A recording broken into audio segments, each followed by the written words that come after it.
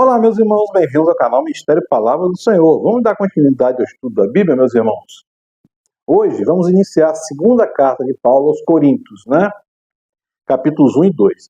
A segunda carta de Paulo aos Coríntios, meu irmão e minha irmã, ela foi escrita aproximadamente 6 meses após a primeira. Ainda há notícia, alguns estudiosos dizem que houveram mais 2 cartas, mas não eram divinamente inspiradas, por isso não entraram no cano, né? Na primeira carta, Paulo exortou, né, os coríntios à santidade, ao comportamento na igreja, né? E escreveu, como está lá na primeira carta 16, capítulo 16, versículo 8, ele escreveu de Éfeso, né? E ele viajou para Macedônia que está no norte da Grécia, né? E dali, que é onde fica Corinto, norte da Grécia, e dali foi para Caia, que é mais ao sul da Grécia, né? E Paulo, vocês vão ver que Paulo ele vai falar nessa carta aqui do sofrimento, vai falar do sofrimento, e essas cartas a gente tem que entender que estão sendo escritas no contexto de Atos Apóstolos. Então, enquanto está acontecendo lá os Atos Apóstolos, estão dentro dos Atos Apóstolos, isso aqui. Essa aqui vai ser a terceira viagem missionária de Paulo, como está escrito lá em Atos, né? E Paulo escreve essa carta, meu irmão e minha irmã, para falar do relato, né, a dificuldade de anunciar o evangelho, conforme Paulo tinha dito na primeira carta, que se abriu uma porta para ele, uma porta promissora, mas há muitos adversários. Vamos perceber que Paulo vai ter um momento que ele vai ficar desesperançado, com medo, com temor de morrer, né? E Paulo, essa carta aqui, na verdade, Paulo vai ter um tom mais suave que a primeira, que ele exortou, né? Ele levou aflição, exortou os coríntios, né? Exortou a igreja, e a igreja tinha sido infiltrada por falsos mestres, né? Que desafiavam a integridade pessoal de Paulo. Então, essa carta é uma defesa do apostolado de Paulo, né? Eu começo assim, com a saudação usual de Paulo. Paulo, apóstolo de Cristo Jesus, pela vontade de Deus, e o irmão Timóteo, a igreja de Deus que está em Corinto, com todos os santos de toda a Caia. Eu falo lá da Caia, né? Bendito seja o Deus e Pai de nosso Senhor Jesus Cristo, Pai das misericórdias e Deus de toda consolação, que nos consola em todas as nossas tribulações, para que com a consolação que recebemos de Deus, possamos consolar os que estão passando por tribulações. Pois assim como os sofrimentos de Cristo transbordam em nós, também por meio de Cristo transborda a nossa consolação. Se somos atribulados, é para a consolação e salvação de vocês. Se somos consolados, é para a consolação de vocês, a qual lhes dá paciência para suportarem os mesmos sofrimentos que nós estamos padecendo. Está vendo que Paulo está suportando e padecendo, está vendo que a igreja era perseguida, levar o evangelho era uma coisa que trazia sofrimento, mas em meio ao sofrimento Deus capacitou e Jesus consolou, né? Irmãos, não queremos que vocês desconheçam as tribulações que sofremos na província da Ásia, as quais foram muito além da nossa capacidade de suportar, a ponto de perdermos a esperança da própria vida. De fato, tínhamos sobre nós a sentença de morte para que não confiássemos em nós mesmos, mas em Deus que ressuscita os mortos. E Deus livrou Paulo daquela tribulação lá, né, meu irmão? Isso aqui é interessante a gente observar. E aqui você vai notar uma coisa, que Paulo não prega eu. Aqui ele está sempre, queremos, nós mesmos, está falando no plural, né?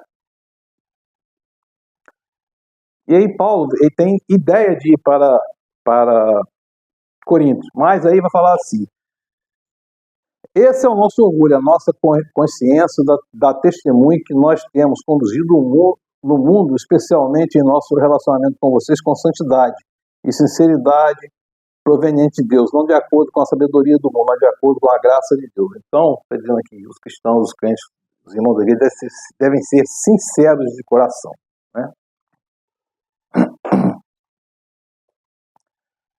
E aí Paulo vai dizer: espero que assim,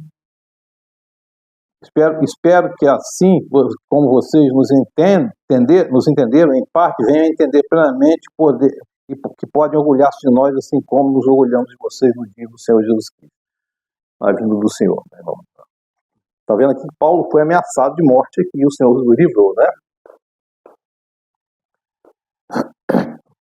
Ora, é Deus que faz que nós e vocês permaneçamos firmes em Cristo. Ele nos ungiu, nos selou como sua propriedade, e pôs seu Espírito, o Espírito Santo, em nossos corações. Nós somos morados do Espírito Santo. Né? No capítulo 2 ele vai falar assim: por isso resolvi não lhes fazer outra visita que causasse tristeza. Paulo mudou a rota, né? Porque ele está dizendo aqui que ali o cara está como um cara saiu de uma luta. Os coríntios foram tão assim chamados a atenção, exortados, que eles estão todos doloridos. E Paulo está com cuidado para não dolorir mais aquilo, devido à exortação e à chamada da atenção. Né? Pois se os entristeço, quem me alegará, senão vocês a quem tem entristecido? Escrevi como escrevi, para que quando eu for não seja entristecido por aqueles que deveriam alegar. Paulo corrige para se alegar na cultura a Corinto, né? Estava confiante em que todos vocês compartilhariam da minha alegria. Se um de vocês tem causado tristeza, não a tem causado apenas a mim, mas também, em parte, para que eu não seja demasiadamente severo a todos vocês.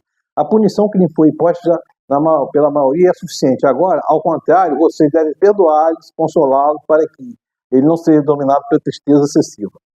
Portanto, eu lhes recomendo que reafirmarem o amor que tem por ele. E lhe escrevi com o propósito de saber que vocês seriam aprovados, seriam obedientes em tudo. E se vocês perdoam alguém, eu também perdoo. E aquilo que perdoei, se é que havia alguma coisa para perdoar, perdoei na presença de Cristo por amor a vocês, a fim de que Satanás não tivesse vantagem sobre nós. E, meu irmão, ele está falando aqui, a pessoa que foi, uma pessoa específica foi envolvida num delito grave, né? E aí teve uma aplicação da igreja, uma disciplina eclesiástica, né? Mas a punição, ela tem um tempo determinado. Aquilo não é eterno, tem um tempo determinado para corrigir, mas a punição sempre é amor, a fim de corrigir, não botar fora. Na igreja, se tiver alguém pecando, alguém com erro, vai se aplicar assim, a fim de permanecer o corpo saudável, a punição àquele indivíduo, mas não tirá-lo do corpo, trazê-lo de volta, em amor. Isso é o que Paulo está falando aqui, deve ser um princípio norteador para todos nós até hoje.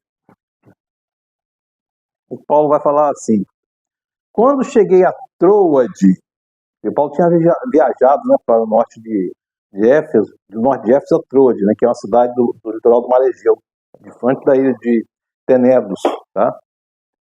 Quando cheguei a Troade para pregar o Evangelho de Cristo, vi que o Senhor me havia aberto uma porta, ainda assim não tive sossego em meu espírito, porque não encontrei ali meu irmão Tito. Por isso despedi-me deles e fui para a Macedônia, né?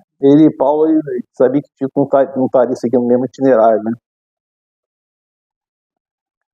Mas graças a Deus, que sempre nos conduz vitoriosamente em Cristo, por nosso intermédio, exala em todo lugar a fragrância do seu conhecimento, porque para Deus somos o aroma de Cristo, em que os que estão sendo chamados são salvos, e os que estão perecendo sem Cristo. Não negociamos a palavra de Deus, visando antes, em Cristo, falamos diante de Deus com sinceridade, como homens enviados por Deus. Meu irmão e minha irmã, esses são versículos para a gente refletir.